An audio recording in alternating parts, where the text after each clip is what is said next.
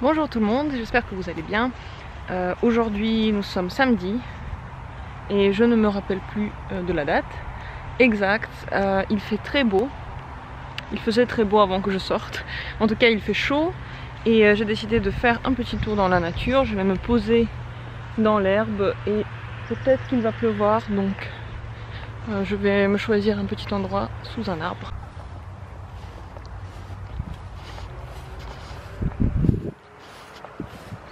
Là il y a un pommier mais c'est pas très propre en dessous. Je marchais dans une pomme pourrie. Donc je crois que ça va être sous cet arbre. Ah bah c'est un pommier aussi. Mais en dessous c'est beaucoup plus propre. Allez c'est parti, ça va être ici.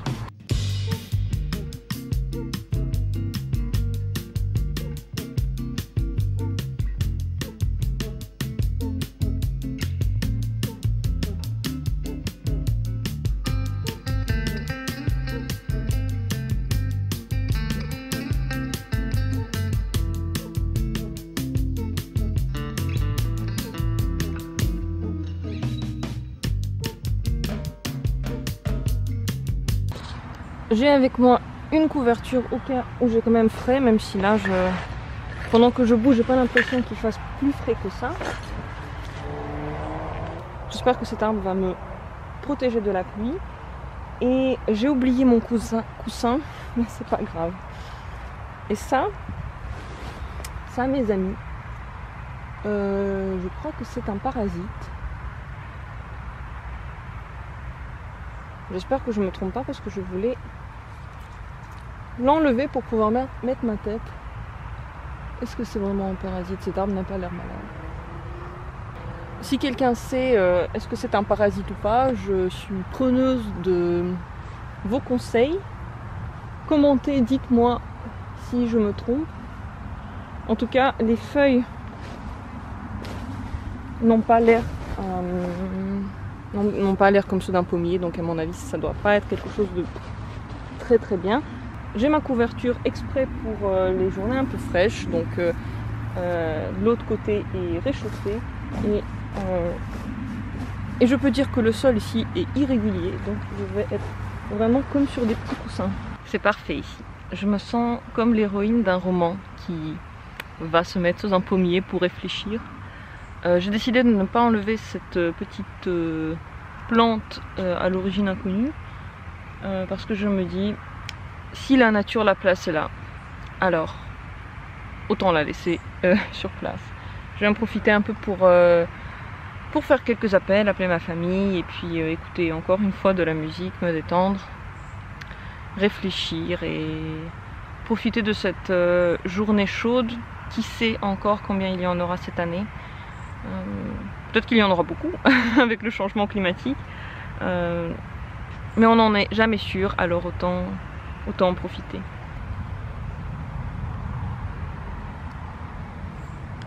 Juste derrière moi, il y a une dame qui passe avec son petit sac. Elle fait le tour des arbres fruitiers pour ramasser des pommes. Et elle prend un grand bâton et puis elle tape dedans pour que les pommes tombent. Et ça me donne l'idée d'aller voir l'arbre sous lequel je suis assise. Parce que celui-là, elle n'a pas eu le temps de passer le voir. Et on va voir s'il y a des petites pommes. Alors, est-ce que je vais avoir un frichti? Je crois que j'ai trouvé une pomme juste au-dessus de ma place. Elle est là. Je vais prendre peut-être un bâton pour essayer de la... Pour essayer de la choper. Le bâton de la dame qu'elle a utilisé tout à l'heure, il est là.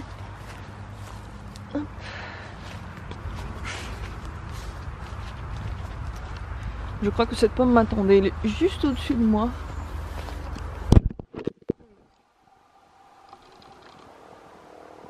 Allez. Bon. Alors est-ce qu'elle est bonne?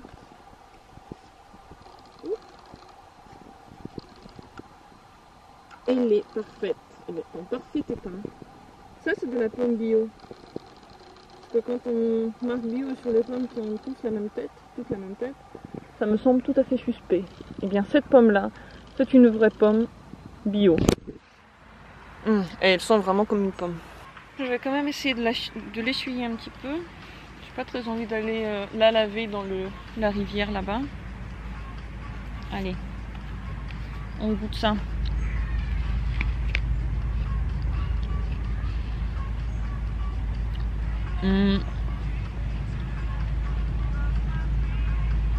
Elle est un peu dure mais très bonne. Achille.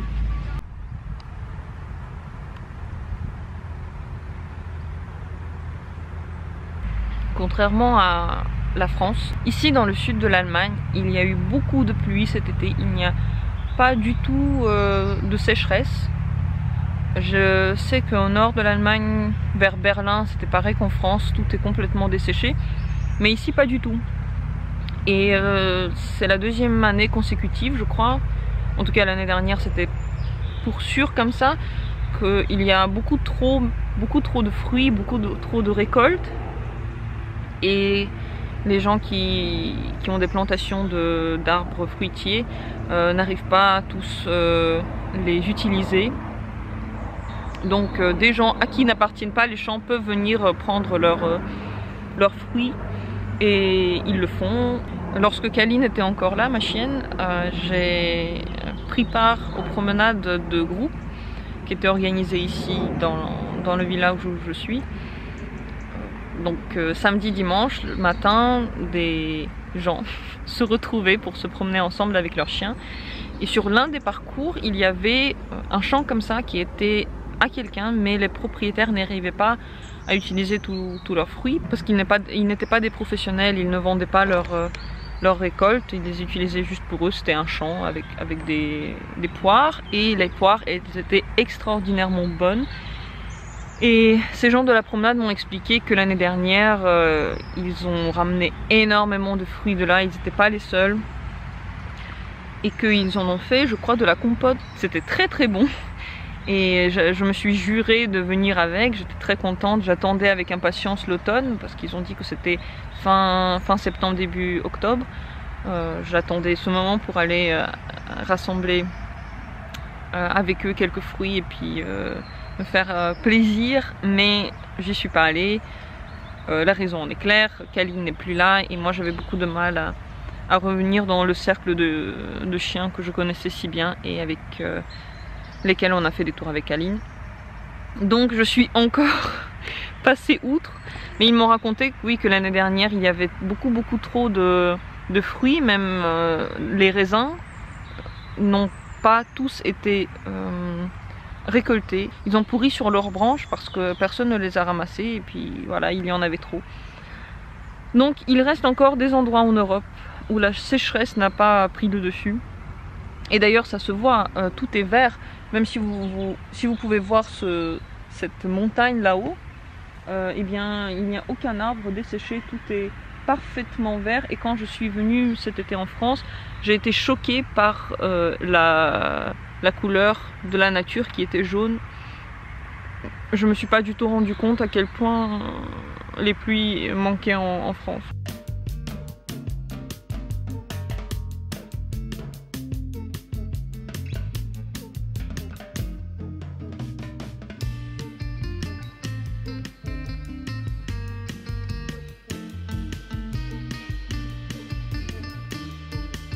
Le soir commence à tomber, je commence à avoir froid. J'ai pas du tout envie de partir. C'est comme une sensation où en même temps on aimerait bien rester seul et en même temps on aimerait bien que quelqu'un ait besoin de nous, que quelqu'un nous attende. Très étrange, peut-être mélancolique. J'ai beaucoup habité seule, je dirais même isolée. J'ai eu beaucoup de moments dans lesquels la solitude me rongeait parce que je ne parlais avec personne pendant des semaines, ou parfois juste, je sais pas, avec un parent au téléphone, mais je ne voyais personne et je ne sortais pas. J'ai beaucoup déménagé et la plupart du temps Dans les villes où j'étais, il n'y avait pas ma famille. Il y avait peu d'amis, des fois pas d'amis. Ça a beaucoup de valeur lorsqu'on peut vivre entouré de ses amis, de sa famille, de connaissances, de collègues.